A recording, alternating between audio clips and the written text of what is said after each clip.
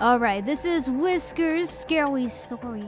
It happened back in 2020, and it was my own experience with who I believed was the Hat Man. It started with me walking into what I think was my room, and I approached a figure. Now, this figure was entirely shadow and had a large hat on his head. But somehow, I knew that he had his back turned to me. And I remember asking him, "Is my house haunted?" He simply replied, "Yes." I then got images of 3 people in my mind. A young girl, about 8 years old,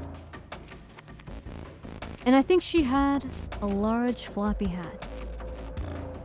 A teen girl with blonde hair that looked like she could have been 16 or 18, and an older Caucasian man of about 60 or so years old with a panicked expression.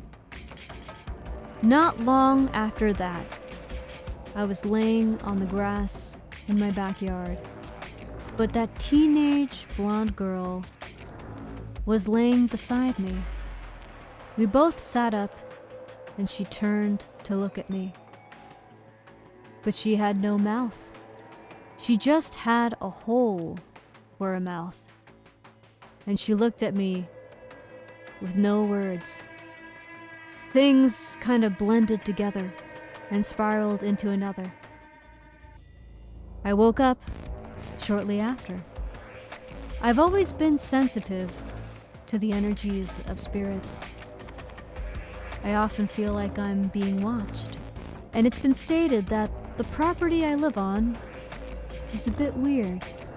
I don't overly believe it's the house itself that may have spirits, as my grandparents built it when my dad was in his teen years, but rather the land I live on.